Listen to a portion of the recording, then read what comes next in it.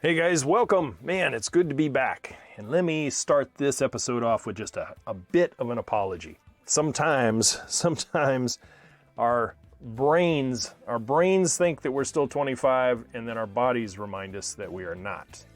And that's what happened last week. And again, I apologize for not being there like I always am on Fridays, because I was flat on my back. Yep, the old spine gave out. And I needed some much needed therapy and rest and chiropractor and other stuff. And you just wouldn't want to have listened to me last week. So here we are. Hey, this week we're talking about a little fun. We're talking about a little learning and having fun during that learning. And what I'm bringing to you this week is what we're calling a DIY Landscape Prowess QUIZ. And we're not going super deep. It's not that involved. There's only 3 little segments and 5 questions in each segment. So we're talking about 15 questions. But it might point you in the direction of where you're at, where you might want to be on the educational spectrum when it comes to home ownership and landscape makeover projects and other stuff about yourself. You know, I took a little bit of time putting this thing together, and I hope you really enjoy it. Your feedback is always welcome. You know, this week in many places, it has been brought to my attention that it is spring break for many of the youngins out there around this country and maybe other places. But this week, I'm asking you to follow this quiz to see how prepared you might be for a DIY project. It might be an eye-opener for some and allow you to think before you leap into a project unprepared. Are you ready to do this? Let's get it going, shall we? Hey, answer me this first off. Can you count in 10 seconds how many quizzes or tests you took or have taken as you educated yourself through your new vocation, your college degree, new level of work, levels where you had to go back to school or something? Yeah, do that in 10 seconds, will you? Yeah, I didn't think so. Nobody can really recall how many of those that we have taken. We did take quite a few, did we not? It was a gauge at your retention. It was an eye-opener if you hadn't studied or anything else and you got that big D-, in red pen coming back at you.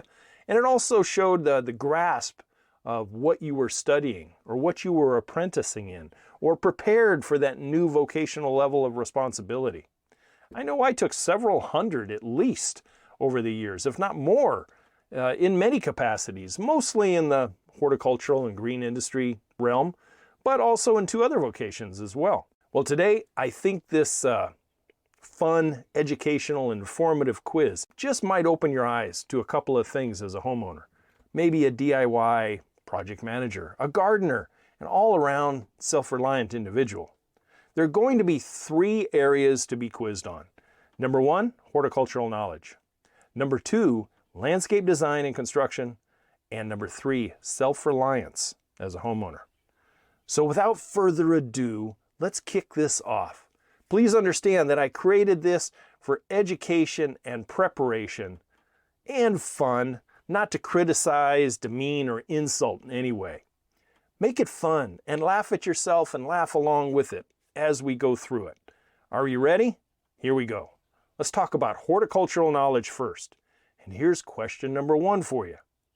Does your landscape reflect what level of green thumb you have? A, I'm an embarrassment to the neighborhood. Someday I should mow again. B, I am always keeping up with those Smiths down the street at all costs. I will be the landscape flagship of this neighborhood always. C, I am middle of the road and my home blends in with all the others. D, I tend to be inspired in the spring to do something, but I lose it by summer and things never change for my landscape. Question number 2. I took ornamental horticulture in college because A, I had to for credits, but I hated it. B, it interested me and really sharpened my landscape knowledge. C, what the Sam is ornamental horticulture and how can I avoid it? D, my major never suggested such a course. Question number 3. What is the difference between these 2 trees, crepe myrtle and redwood. A, one is an evergreen, the other is deciduous. B, one gets very large, can lift driveways, provide roosting for birds, and likes lots and lots of water. C, one requires pruning for good shape, good hygiene, and good health. D, all of the above. Question number 4. The 3 numbers on a fertilizer product represents what nutritional elements for plants? A, none, propulsion, killer stuff, dude. In other words, NPK. B, natural percentage, potential for bloom, kick-ass fruit, NPK. C, nitrogen, phosphorus, and potassium cyanide, NPK. D, nitrogen, phosphorus, and potassium. And number 5 for horticultural knowledge. Best time to prune camellias are A, early winter for the best bloom later next spring. B, late summer, but only 25% of the plant. C, early summer, prune as hard as you want. D, after a majority of the bloom cycle is done, but still only about 25%. Okay, here's our second segment. Landscape design and construction. Question number 1. Looking at your tool inventory right now, you are ready to A, mow the lawn and that's about it. B, just about anything a landscape project calls for and then some. C, a hoe and a cup of joe. Everything else, I borrow. D, what's a tool? Oh, yeah, that's me.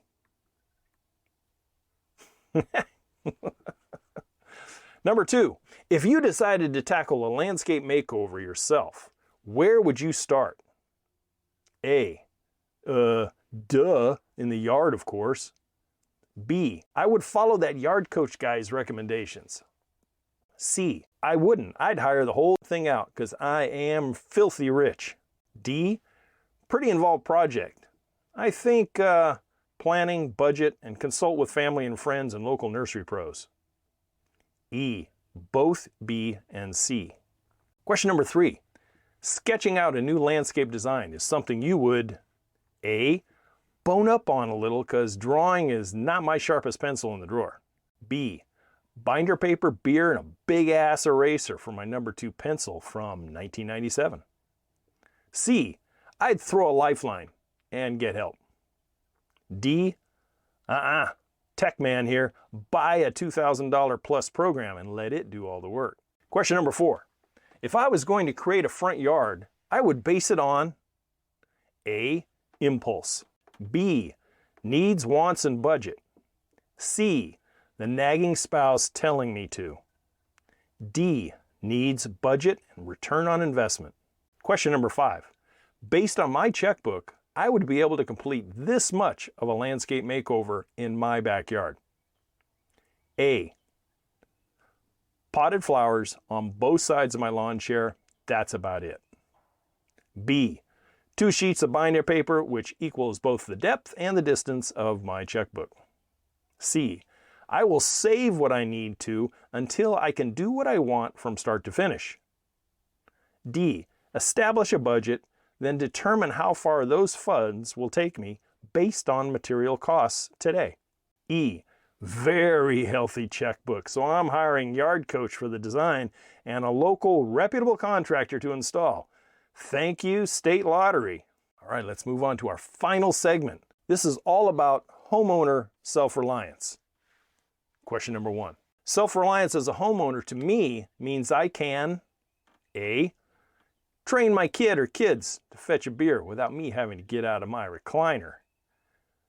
B, allowing for my own education and growth to tackle most anything this little money pit here throws at me. C, calling 5 contractors to fix one thing, getting their estimates, and while they're here, I'm going to learn how they're going to do it. Then I dismiss all 5, then doing it myself based on stealing their ideas. Now that's what I call self-reliance. Finally, D, Wing it. Always my motto. Number 2, the wife's car needs the oil changed. The house needs scraping and painting. And the sprinkler valves, they need replacing. I think I will head for the golf course because the boys are playing 18 holes today. B, tell the wife to get her own oil changed, hire a painter, and F the sprinklers because it rained last night. I don't need to worry about it right now. C, watch a little YouTube this week and learn how to change the oil myself, paint the house, and fix the sprinkler valves. Then get on it because this is my castle. D, ignore all 3 and deal with the consequences. Question number 3, which is a better approach for reliable home ownership, maintenance, and repair? A, prevention is worth a pound of cure. B, inspect regularly, fix as needed, and take care of what you have. C, schedule regular landscape tasks to keep the place as nice as possible. D, all of the above. E, none of the above. Waste of time and money. Question number 4. Where do you rate yourself as far as self-reliance in the landscape? A, not my forte. Hate yard work. No desire to learn. B, I know I'm supposed to know, but I have no idea where to learn it. C, I follow several mentors who teach me what I need to know and when I need to know it. Then I do it myself. D, like I said earlier, beer, recliner, delegate. Consequences be damned. Number 5, final question, guys. By being self-reliant in almost all things at my home, I figure I'm saving about blank % off of what professional rates would be. A, 25%, because pros don't make that much anyway. B, maybe 90%? Question mark. C, negative 10%, because I screw it up every time, causing me to hire somebody to fix everything I try to do myself. D, 50 to 60%. E, I got no clue. What do things cost anyway? Hey, that's it. That is all of the quiz. How did you think you do? How did you think you did? I think it's an eye-opener for a lot of people. I really do. There's some obvious answers there.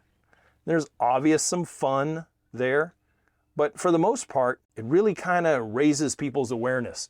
And it kind of points you in the direction that maybe you need to sharpen up on. Or, hey, maybe you're dialed in right to the 9s and you don't need to do a thing. Let's go back over the answers. Now, these answers are based on my experience, my training, and my education, and also being a very self-reliant homeowner for over 4 decades. So tell me how you did in the comments below.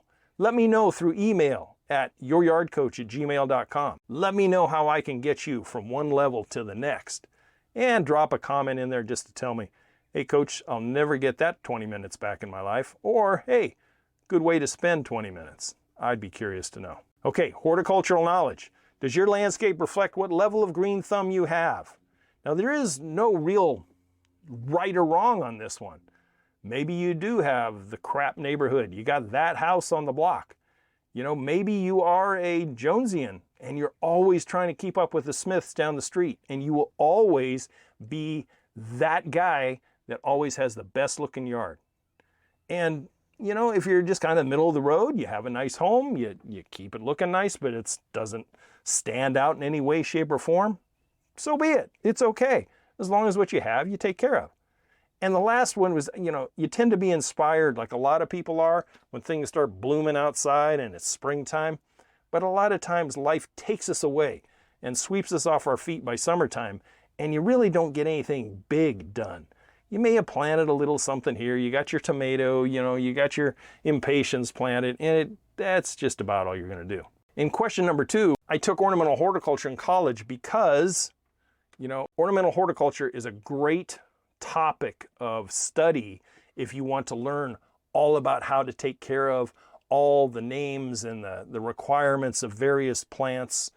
And it really goes a long ways because part of ornamental hort, you'll have a little bit of design and stuff in there. And I did mine at, you know, in junior college and walked away with an AA. Woohoo, boy, I could buy a cup of coffee with that, huh? But when we talk about it, some people had to do it, some people want to do it, some people don't even know what the hell it is, and then some people have a totally different major and they never even sniffed it. So what was yours? Number 3 was, what is the difference between the two trees, crepe myrtle and redwood? Well, yeah, question 1, you would have got it right, but there's maybe a little bit better. It's an all of the above type of answer. They are. One is evergreen and the other is deciduous. One gets huge. It can lift driveways. Those redwoods, man, I saw so many times contractors and homeowners putting redwoods in small little side yards and stuff. And I just shook my head. I can't imagine how long they lasted. I remember a Target store in my old hometown that put in redwoods in a 3-foot wide parking strip on the side of where their nursery was. And I remember them planting it. I remember talking to the contractor who was planting them, and I said, holy cow, that's what the architect wanted to go in there? And he looked at me and said, can you believe it? Can you imagine what's going to happen? So yes, they can do a lot of damage. And they are great roosting places for birds. I've had owls, I've had hawks, I've had songbirds in redwood trees that have been around my neighborhood. And yeah, they are water lovers, and they will do whatever it takes to find that water, including rumpling a yard through a lawn area. It will go under a foundation, it will go under fences, it will do whatever it takes in order to find the amount of water it needs. And then the crepe myrtle also requires good pruning for shape, taking off the suckers. It's good to lightly or moderately prune them in the winter to get rid of the seed heads so you don't have volunteers. And it looks better and it makes the plant a lot healthier. So an all of the above answer is the best one there. Number 4, the 3 numbers on the fertilizer product, the answer is D. Nitrogen, phosphorus, and potassium, NPK. Yeah, I had a little fun with this one, but NPK, nitrogen for green viability and great for lawns, great for producing green growth. Phosphorus for blooming set and all that kind of element, and potassium for vigor and disease resistance, etc. So, yep, D, NPK. Number 5, the best time to prune a camellia, the last answer is the correct answer. After a majority or all of the bloom cycle is done. But don't butcher them. They don't like to be butchered, so maybe only 25 to 30% should be taken off. What happens with the other ones? Well, if you prune in early winter, you're going to be pruning off all the buds for the following bloom. Late summer, things are still kind of hot. You might be able to get away with it if it's in the shade 100%. And if you did it in early summer, you're setting yourself up for the internal parts of the plants to get scalded, and you can have bark splitting and you can have leaf burn, because those interior leaves on a camellia are not used to direct sun. And if you suddenly got a heat spell, man, you could really do some damage. Okay, let's move on to our second segment and some of the answers there. Landscape design and construction. Looking at your tool inventory, you're ready to, well, the answer one there is, it would be great if it was B. Just about anything a landscape project calls for. That would be super. Mow the lawn, what do you have? You got maybe a mower and an edger if you're doing it yourself. And the other C, like a hoe and a cup of joe, because that's about all you got out there. Everything else you pay for or you borrow. And then what's a tool? Well, if you're a homeowner, you have to sharpen your pencil and you have to be kind of on the cutting edge of what needs to be done both inside and outside your house on a regular basis to keep it in tip-top shape so that something big doesn't happen and just comes in and just rapes your checkbook in your savings account having to fix it. So pay attention to those things. Hey, question number 2, if you decide to tackle a landscape makeover, where would you start? Answer A, duh, in the yard. That's just a funny. But B, I would follow that yard coach guy's recommendations. Hey, I hope you get a little something out of that when you're watching and listening to me. C, I wouldn't. I'd hire the whole thing out because I'm a rich MFer. Well, in that particular case, good for you. But that does not mean you're very self-reliant. You're self-reliant by writing a check. But hey, karma can sometimes come back and take a lot of that money away from you, and then you're left to doing it yourself. But D, a pretty involved, most all landscape projects are pretty involved. So thinking, planning, and budgeting, and consulting with family and friends and local pros, that's you're doing a lot of due diligence there and a lot of favorable outcome would come out of taking that approach. Hey, moving on. Question number 3, sketching out a new landscape design is something you would bone up on a little, because drawing is not my sharpest pencil in the drawer. The binder paper thing, that's a funny. A lifeline is from the old Regis Philbin game show. And buying a $2,000 program to let it do all the work, guess what? It still doesn't do all the work for you. You're still going to have to come up with plants. You're going to have to come up with measurements and put it all in there.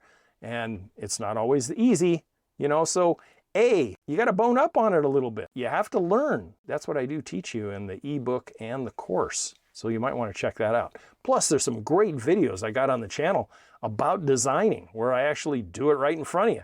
And I show you the tools. And on our Amazon store, we've got some really inexpensive tools that you could get. And the little bit of cheddar that comes our way always helps us keep putting out stuff like this. Question number 4. If I was going to create a new front yard, I would base it on blank. A, impulse. B, needs, wants, and budget. C, the nagging spouse is telling me to. And D, needs, budget, and return on investment. This one is a close one. It's really between B and D. And you have to justify that while you're staring at the ceiling at night, getting prepared to do something like this. I think the best answer here is needs, budget, and the return on your investment. A lot of people had hired me over the years because they were going to put some lipstick on a pig, and they needed to have the front yard redone and really make it look nice to get the best bang for their buck when they put it on the market. Now, if you're not moving, then maybe B, needs, wants, and budget is where you need to start. If this is your forever home, you know, maybe you just bought a place and it has one of the production front yards, but a blank canvas in the back. Well, to what level is your need going to be? What wants are you going to want to put in there? And then the almighty part is the budget. How much do you have to complete that? And to what level are you going to complete it? So if you're selling, I would take answer number D, needs, budget, and ROI. If you're not selling, then needs, wants, and budget. Okay, question number 5. Based on my checkbook, I would be able to complete this much of a landscape makeover. A, potted flowers on both sides of my lawn chair. B, 2 sheets of binder paper, which equals both the depth and the distance of my checkbook. That's a funny. C, I will save until I can do what I want from start to finish. Pretty good one, huh? D, establish a budget, then determine how far those funds will take me based on material costs today. And E, I have a very healthy checkbook, so I'm hiring yard coach for the design work and a local reputable contractor to install. Thank you, State Lottery, very much. This one comes down to C and D, doesn't it? It comes down to you're going to save the dollars unless you want to go further in debt, and then you'll do it from start to finish once you have all those dollars and you cash it out. Boom. That is a very self-reliant approach. And D is what I teach in the course. Establish that budget right off. You know, sitting down with yourself or you and your significant, and you're saying, hey, we're going to redo the backyard next spring, and I think we can spend this amount of money. What do you think? And based on that, I did a little homework, and that amount of money will get us this. And then have a productive, positive dialogue about it. So C and D. C and D. All right, our last little segment, homeowner self-reliance. Question number 1, self-reliance as a homeowner to me means I can, B is the best answer here, allowing for my own education and growth to tackle most anything that little money pit of yours throws at you. That's the best answer. Calling 5 contractors, man, if you are one of those people, click off of my channel, get the hell away from me, because I hate people that waste people's time like that. And I have been subjected to that over the years. Coming in going, oh, well, what would you do, coach? What would you do here? What would you do there? Yeah. And they say, okay, well, we'll let you know. And then I come to find out that my competitor, oh, yeah, you know, the Smiths there, yeah, all they're doing is they're just tire kicking, you know, and they either don't ever do anything or they turn around and do something themselves. And that's really rude. It really is. And winging it, well, you can go through life winging it, but when it comes to a landscape project, that's a lot of time and money that you're wasting if you're just winging it. Okay, question number 2. The wife's car needs the oil changed. The house needs scraping and painting, and the sprinkler valves in the front yard need replacing. I think I will A, Hit for the golf course because the boys are playing 18 holes. Tell the wife to get her own damn oil changed, hire a painter, and F the sprinklers because it rained the last 2 nights. C, watch a little YouTube this week and learn how to change the oil myself. Learn how to paint the house and fix those sprinkler valves. Then get on it because this home is my castle, damn it. D, ignore all 3 and deal with consequences. Well, it's obviously C. I had a little fun with this one, but it's really quite apparent and based on some people that I know. They are a procrastinator with PhD and they just keep kicking the thing down the road, never doing anything with it. And their life, their home, their cars, they never get any better because they don't learn, they don't grow, and they're not self-reliant in any way, shape, or form. Number 3, which is a better approach for reliable home ownership maintenance and repair? A, prevention is worth a pound of cure. B, inspect regularly, fix as needed, and take care of what you have. C, schedule regular landscape tasks to keep the place as nice as possible. D, all of the above. E, none of the above. Waste of time and money. This one's obviously all of the above. If you take the approach of that wing it type of stuff, nah, go out in your garage, go out in your shed, put a whiteboard up, and just, if you have a calendar, make sure that in the calendar you write a couple of notes to yourself. You know, in March I do this, in June I do that, every Saturday I do this, whatever it is. And you have a regular schedule. You inspect the sprinkler systems, you clean around the heads, you make sure all the nozzles are working if you have such a thing. Make sure the mower blade is sharp, make sure you change the oil in the mower. And when you do these things, this is how you don't have to replace the mower after 3 years because you've got the original oil in it and it's pumping godforsaken sludge through your oil and you don't understand why it's puffing blue smoke. See what I'm saying? So keep ahead of the curve and you'll find that not only will you save a heck of a lot of money, but a lot of things will not go broken on you. All right, our last question of the whole thing. By being self-reliant in almost all things at my home, I figure I'm saving about blank % off of professional rates. In this particular case, 50 to 60% is the correct answer. 25%? No. Pros do make some good money, and there's a lot of administrative costs behind the scenes that you don't see. Saving 90%? No, I don't think so. Unless you got contractors that are charging a hell of a lot of money beyond what they should be charging. And if you're just not a self-reliant or handy type of person, yeah, you might actually lose money and break something having to call a pro in to fix what you were trying to fix yourself. But that's where your educational growth comes in. Usually, not always, but usually contractors base jobs on about 50% materials and 50% labor. And in that 50% labor is also their administrative costs. So yeah, they're making a little chunk of change in there, but there's a lot of costs that go along with it. The workers' comp, the business insurance, all the fuels, the maintenance on vehicles, having to buy tools, having to pay for people, blah, blah, blah, blah, blah. If you answered E, I got no clue. What do things cost anyway? Sharpen your pencil. Figure out what things cost. I bet you can tell me how much stuff is at the produce aisle, but you couldn't tell me how much a 5-gallon can Laura Petalum costs at the local nursery. It's kind of nice to know, especially if you're going down a landscape project road, maybe later this year. Hey guys, that's what I have for you. I hope you got a little something out of it. I hope it was a little fun, maybe as an eye-opener. And there's nothing wrong with not knowing the right answer in every single question here. It really isn't. But if you do have questions, you can always email me, youryardcoach@gmail.com. And take a look at the website and our Amazon store. We have some of the things that really might help you as far as pruning, as far as education, as far as tools, as far as all kinds of things. We're here to help. I appreciate you tuning in. I hope I find you next week. Hey, check me out over on the YouTube channel where it'll be a lot more visual, and I will catch you next Friday. Thanks for tuning in. As always, to your landscape success. Talk to you later. Thank you for listening to the Yard Coach podcast. Don't forget to head over to the website at youryardcoach.com where you will find more DIY landscape education, including the free 15-step DIY landscape checklist, Coach Matt's ebook called Landscaping Simplified, and the flagship digital course, Homescape 1.0. As always, if you have any questions or comments, you can email Coach Matt directly at youryardcoach@gmail.com. We'll see you right here next week.